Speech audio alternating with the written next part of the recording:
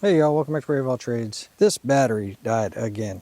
It came from back in there. But anyway, that battery died again. I only get about maybe a year, maybe 2 years out of these things, mostly because of how I treat them.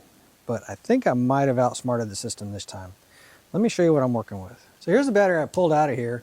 I don't want to show the name because honestly, it wasn't really their fault. I'm not very good with these batteries. Let it get really cold. Let them freeze, they just sit for a while. So I don't want to blame the manufacturer for this, but I finally found something that kind of fits my lifestyle a little bit better. Let me show you what's going on with the old battery. I've already tried to charge this thing too. Let's see, what did it come up to? Yeah, it only came up to 9.9. Let me show you what the load tester does. So I got the load tester sitting on there. You can see, now this is a really old load tester by the way, but anyway, you can see it's reading, I don't know, 8.5 volts. It's already kind of low. And as soon as I give it a load, it's just down 2 volts, right? Maybe 3. Like I said, I don't blame the manufacturer of the battery. This is pretty common, so that's why I said I didn't want to out the company. But when I was doing some research, I found out that this is actually a very controversial topic. I'm changing out a lead acid battery for a sodium ion. Sodium ions are not great for load banks for like solar power, inverters, things like that. But what they're really good on, where they shine, is what the lead acid battery was for. It has almost the identical power curve and everything else, but basically it has 250 cold cranking amps. It weighs less than half of what that other one does. The cool part, this battery will work at negative 40 degrees Fahrenheit and 176, but I hope to never be in 176. Of course, I hope to never be in negative 40. But this thing charges super fast, and I can tell you, I've played with this battery a little bit, you know, just testing it wise, and it charges really fast. I was very surprised. Charges so fast that if it was a lead acid battery, I would say the lead acid battery is probably bad. It's how fast it charges. But it works at low temperature, which you saw I'm putting it on an ATV. Most of the time I'm using it in the snow, out in the winter, things like that. So this thing actually has its expected capacity and everything else at a much lower temperature than a typical lead acid would do. The discharge rate on a sodium ion is very comparable to a lead acid, which is why you don't use these for solar systems, things like that. Because on a lithium ion battery, the discharge rate is basically a flat line, and once it gets to the end, it drops off really fast. A lead acid battery, the discharge rate is kind of linear, just dropping down like that. Well, the sodium ion is kind of the same way. It stays up a little bit higher, but then it kind of follows the same linear path as far as discharge. Now, charging it back up, a lead acid battery slowly charges, you know, back up to here, whereas a sodium ion battery would actually recharge really quick and be up to capacity long before a lead acid. You know, lead acid would take this long to get there. This one here charges super fast and then, you know, maintains. This one came with these really nice looking brass lugs that you could attach screws from this side, this side, this side. I thought that was pretty cool. I swear that this is probably half the weight of this battery is these lugs. And I looked up some information on it. Environmentally friendly, free from heavy metal pollution, fast charging and discharging, low self-discharge rate 3 times slower than a lead acid battery, resistant to overcharging, over-discharging, and puncture without fire or explosion. So basically, just like a lithium battery would have the ability of, you know, catching fire or whatever else if you punctured them, these are supposed to be a lot safer. I'm not going to puncture it to find out, but that's what they advertise. And then the energy density, 3 times that of a lead acid battery. What they're saying is, you know, weight to power ratio. This thing here, like I said, it's probably, you know, half or maybe even only 1/3 of the total weight of that same lead acid battery. And then high tolerance to extreme temperatures, negative 40 Fahrenheit, negative 40 Celsius, and then high temperature, 176 Fahrenheit and 80 degrees Celsius. It does have a computer inside it to prevent the overcharging and the over-discharging.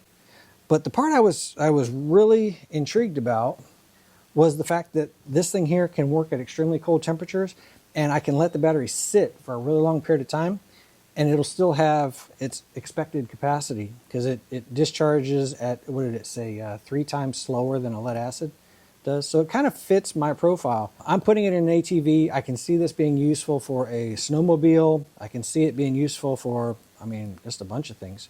So I just finished charging this thing up. Because like I said, I was playing with it, different load testers, things like that. You can see that the resting state of charge right now is 14.48, 14.49. What I noticed when I put a load on it, it comes down to like 12.6. And when I put a 125 amp load on it, which is what this load tester is, it dropped to roughly 10 volts. And then as soon as I took the load off, it brought it right back up to like 12.2, and then it let it sit and it came right back up. Now I'm anticipating that you're starting a piece of equipment that has a generator or an alternator on it. It's going to recharge back up to its capacity relatively quickly. So, and a lot of alternators and even generators will charge at much higher than 14.5 volts when you're talking about small engine equipment. Cars are regulated to a lower voltage, but I've seen a small engine equipment just give it as much as it possibly can. Well, this is going to take everything it possibly can, and it's going to stop charging at 14.5 volts. I'm going to show you what it does under the load test. Now remember, this is a 125 amp load tester, so basically half of the rated capacity. This is made for cars, so you're going to see it drop pretty far, but let me explain what I'm seeing.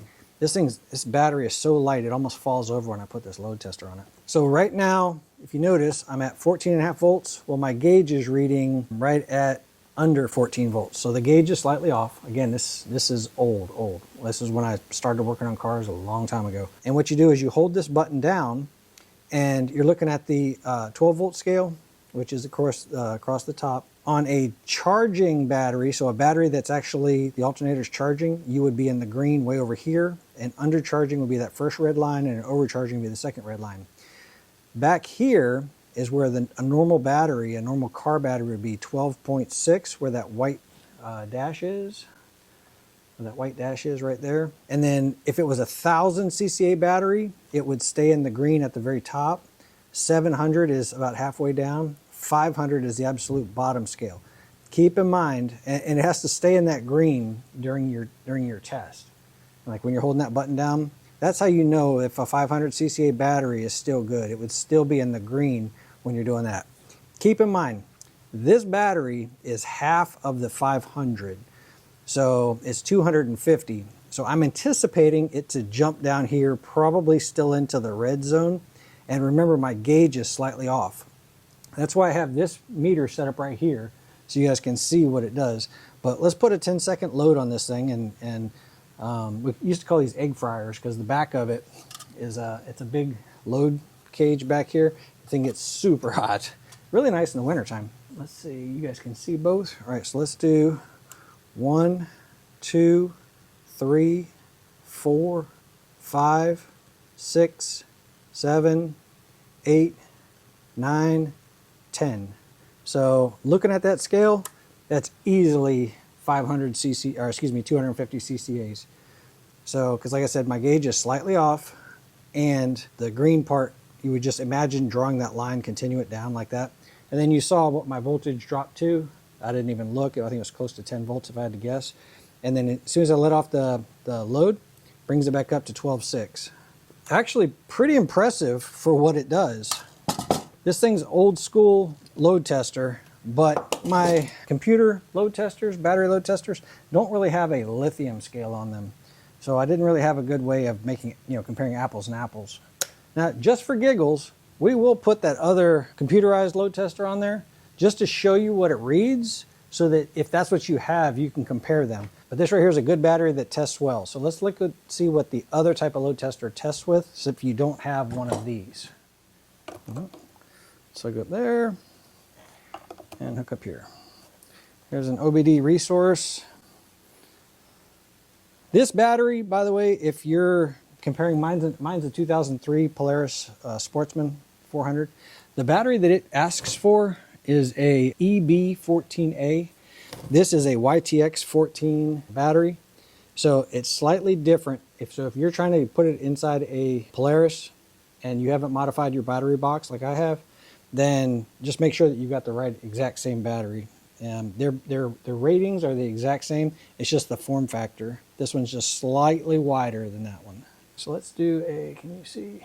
All right, so check, 12 volt, out of vehicle. So if you notice, I have EFB, gel, AGM, and regular. So since I don't have a lithium, I'm just going to test against regular flooded, because that's the most common. And I'm going to test against CCAs, cold cranking amps. All right, so let's test against that. All right, it's going to give me my state of health, 55%. My resistance, 13.88 milliohms. Is expecting a 250 amp. The true CCAs that it thinks it reads by calculation is 185, and my voltage currently is 12.6. So let's turn that off. I wanted to show you what those readings would be. So, because it's expecting something different. These readings are based off of a lead acid. You can see that the 12 volt was correct, but the cold cranking amps on this thing was higher than what it read. So I just wanted to point that out in case you run into that scenario and you only have a new style tester. You don't have the old lunchbox style. So this one came with some brand new hardware and some rubber caps on it. But let's go ahead and plug this in and see if that resolves my starting, my lights, my four-wheel drive is controlled by that. I mean, there's a lot of stuff on those Polarises. They're nice, but they're electronic intensive. So let me get this thing plugged in and let's give it a try. All right, I've got the battery hooked up. I've got the meter sitting on top of the battery.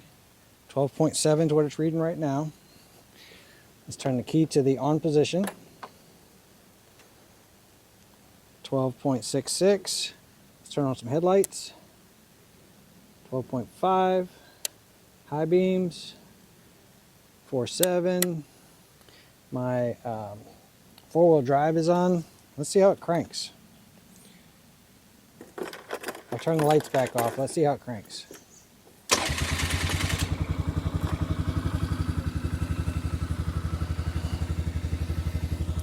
That thing cranked up super fast, and it's running 12.97.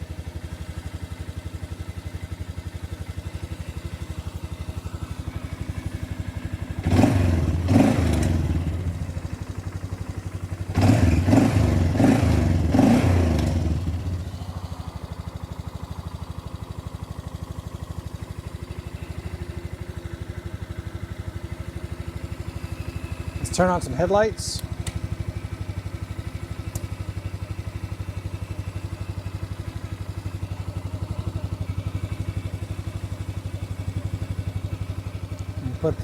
Mash the override button, see if that does anything. Nope. Turn off the four-wheel drive.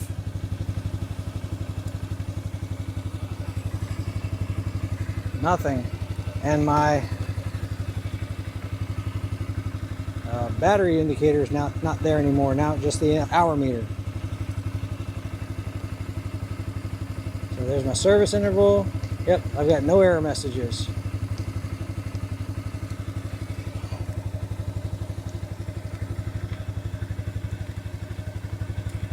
Running 13 volts. Turn the headlights off. Turn the key off.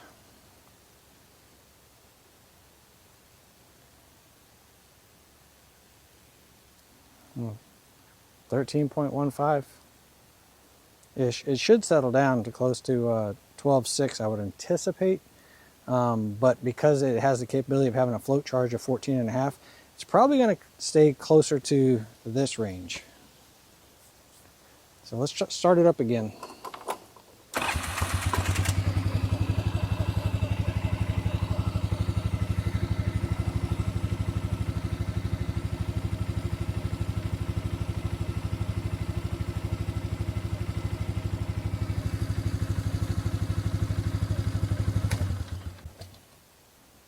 Yeah, I'm impressed. And like I said, now I don't have to worry about the cold weather and the long-term storage. Yeah, I'll leave a link to these in the description if you guys want to check them out. Overall, I'm pretty ecstatic. I think this will actually help me keep me from having to use the pull rope on a 400cc engine, because that really stinks when you're getting old. So I hope y'all got something out of the video. I'll catch you guys on the next one.